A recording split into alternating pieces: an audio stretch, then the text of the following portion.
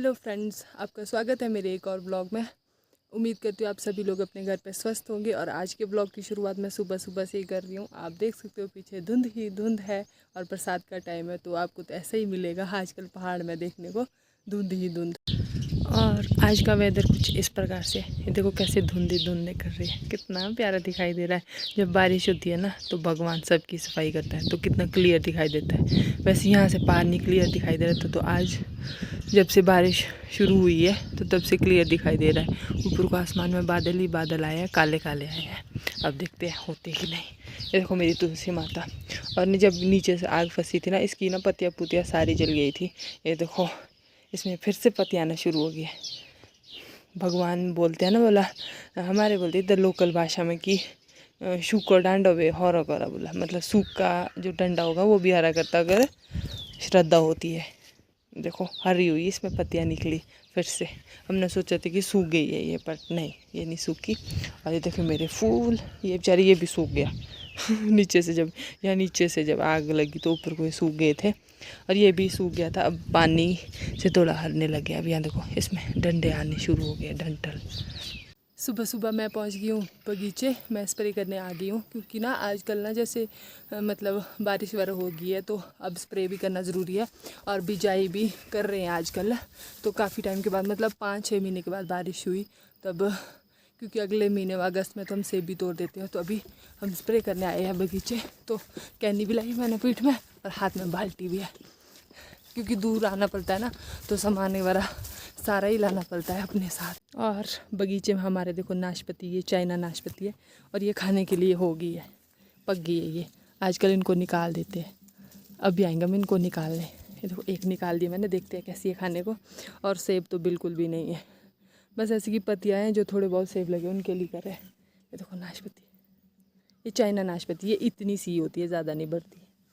तो खाते हैं, ज़रा देखते हैं इसको कैसी है। और आप साइज़ भी देख सकते हो कैसा है, पक गई है। अब चलते हैं, रास्ते में खाते खाते फिर से और आना है हमने भी खेत।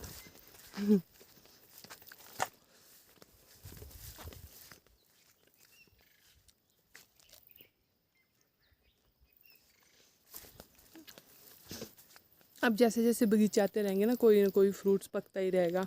जैसे स्पर हो गए, कभी ये वाली नाशपाती होगी, दूसरी होती है नाशपाती मोटी डंडी पे, बहुत सारी नाशपाती होती है, उतने तक सेब भी पक जाएंगे।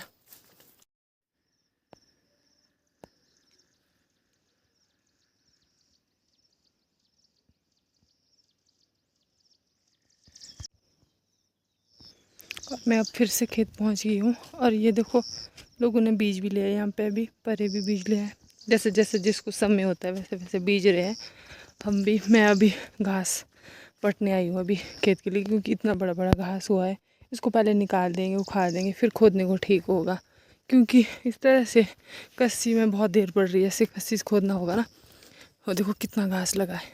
अब जैसे बारिश हुई, अब तो ज़्यादा ही उछल रहा है बारिश। ये देखो ऐसे बीज दिया है। हाँ जी, नहीं वो क्यों आया। और पापा देखो पर टहनियाँ बांध रहे हैं, क्योंकि ये ना पेड़ बेचारा जाने वाला है, तो इसको थोड़ा बांध रहे ऊपर की ओर। पर देखो हमारा खेत कैसा घास हुआ है। ये है छोटी दादी का खेत, ये परे वाला है हमारा खेत, यहाँ से परे। और इस खेत में हमने बित्थू भी बीजा होता था, अभी लेट हो गया बित्थू के लिए। देखो कैसा घास लगा है, पहले निकालना, फिर ऊपर ऊपर से उखाड़ना, ऊपर से। ये देखो घास, देखो पेड़ भी देखो कैसे हुए, बित्थू की तरह घास लगा। और अब मैं खेत में पहुंच भी गई हूँ। और ये देखो कितना लंबा लंबा घास लगा हुआ है, इतना बड़ा बड़ा। अगर बित्थू भी जो होता ना, इतना बड़ा बड़ा हो जाना था बित्थू, पर अब नहीं होगा। अब हम गाय को ले जाएंगे। देखो कितना साफ कर दिया मैंने। इस तरह से अभी ना ईजी भी है पटने के लिए।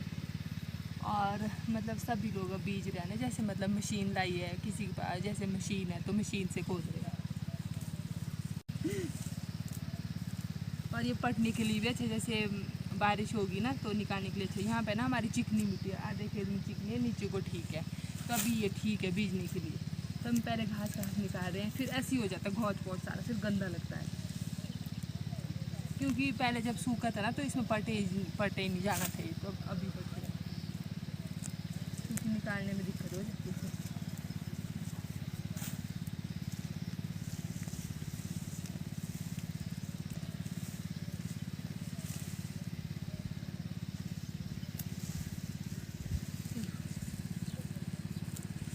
इस तरह से।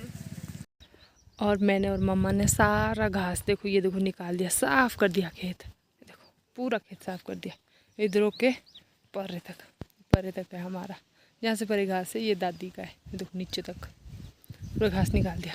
चलो गाय को घास भी हो गया और घास भी निकल गया, अब साफ़ हो गया, अब खुदाई करने को ठीक है। ये थोड़ा बहुत रहा, यहाँ से नीचे आलू लगाए थे, आलू हुए नहीं, जैसे सूखा पड़ा तो आलू हुए नहीं, तो अब इसमें देखते हैं घास निकाल देंगे।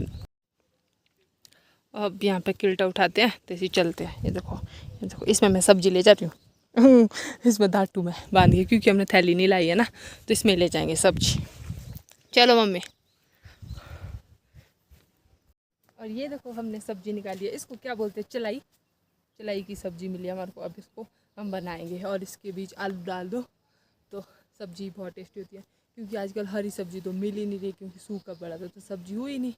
तो अब ये इसमें बांध के ले जा रही हूँ धाटू में, क्योंकि थैली तो लाई नहीं थी। शुगर फ्री शेषा डालेंगे और इसमें हाँ, शुगर फ्री वो सरसों है ना हमारे पास घर में, उसको डालेंगे इसके बीच।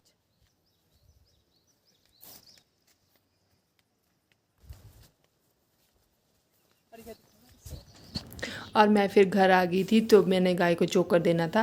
तो ये होता है गाय का ओबरा, ये दरवाज़ा है अंदर के लिए, और मतलब यहाँ पे ना मिट्टी का ही बना होता है पूरा। ये जो यहाँ पे छोटू जैसा तीर है जो मैं दिखा रही हूँ, ये मतलब ऐसे गाय के लिए जैसे होती है ना, मतलब अंदर के लिए हवा वगैरह के लिए। बाकी लक्कड़ का ये होता है, ऊपर को उल्टान भी लक्कड़ का ही है। यहाँ पे ये मिट्टी का देखो सब कुछ किया हुआ। तो यहाँ पे मैं चोकर भी दे रही थी।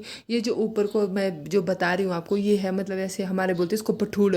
तब ना जैसे ज़्यादा बर्फ़ गिरती थी तो इस पठूड़ों के निचली साइड आते थे, यहीं से निचली साइड सीढ़ी जैसी होती थी, वहाँ से आते थे अंदर कि ऊपर कमरे से आते थे नीचे ओबरे के लिए। तो ये है जो ये मैं बता रही हूँ, ये यहाँ पे स्टोर, मतलब यहाँ गाय के लिए घास रखा जाता है, स्टोर किया जाता है। और जहाँ पे गाय को स्टोर किया जाता है ना घास, वहाँ पे भी छोटे छोटे तीरे दिए जाते हैं, ताकि यहाँ से भी हवा आती रहे गाय के लिए।